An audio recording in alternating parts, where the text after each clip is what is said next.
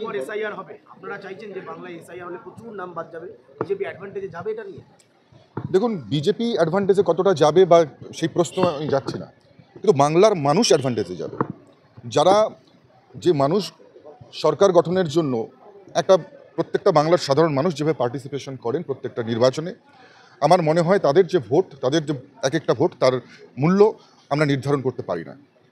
তার মূল্য অসীম, এবং সাধারণ মানুষের সেই ভোট যেন বিসর্জন না যায়, সেই ভোট যেন নষ্ট না হয়, সেই কারণেই এসআইআর। কারণ প্রত্যেকটি বুথেই আমরা যদি আজকের ডেটে দাঁড়িয়ে যারা আপনারা সাংবাদিক বন্ধুরা রয়েছেন তাদের বুথেও যেমন ভুয়ো ভোটার রয়েছে, ঠিক একই রকমভাবে আমরা যারা প্রত্যেকে জনপ্রতিনিধি আছি প্রত্যেকের বুথ ঘাটলেই সেখানে 50টা 100টা কিন্তু যে ভোট, ভুয়ো ভোট, সেই ভোট কিন্তু আছে। অর্থাৎ মৃত ব্যক্তির ভোট, ঠিকানা পরিবর্তন হয়ে চলে যাওয়া ভোট, বৈবাহিক সূত্রে চলে যাওয়া ভোট, এই ধরনের 100টা ভোট রয়েছে। 95,000 বুথ রয়েছে পশ্চিমবঙ্গে, অর্থাৎ প্রায় 1 কোটি এই ধরনের ভোট রয়েছে।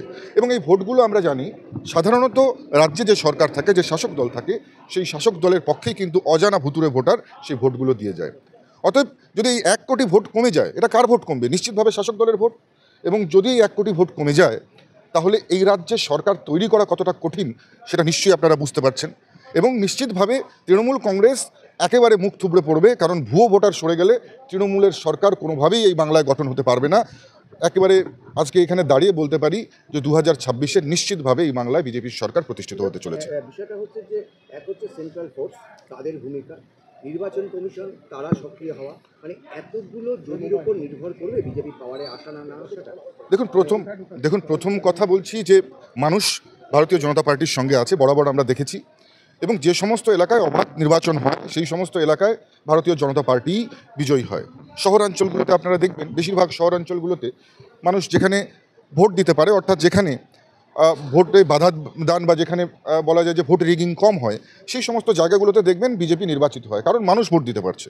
আপনি বর্ডার ভিলেজেসগুলোতে যাবেন, একেবারে ইন্দো বাংলাদেশ লাগোয়া যে সমস্ত বর্ডারগুলো রয়েছে, যে সমস্ত বিধানসভাগুলো রয়েছে, সেখানে একেবারে একটা ছাপ্পা রিগিং এই ধরনের ঘটনা ঘটে বলে কিন্তু অনেকাংশেই আমাদের সেখানে পরাজয় ঘটে।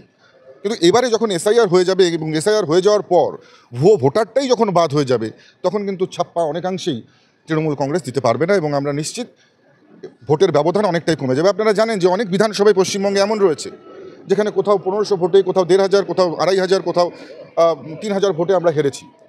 অথচ সেই সমস্ত বিধানসভাগুলো যদি আজকে এসআইআর হয়, আপনারা দেখবেন সেই সমস্ত বিধানসভাগুলোতে মৃত ভোটারের সংখ্যাই 10 থেকে 12,000। তবে নিশ্চিতভাবে সেই সমস্ত বিধানসভাগুলো এবার আমরা জয়লাভ করব। ক্যালকুলেশন বলে, এটা সংখ্যা এই কথা বলে।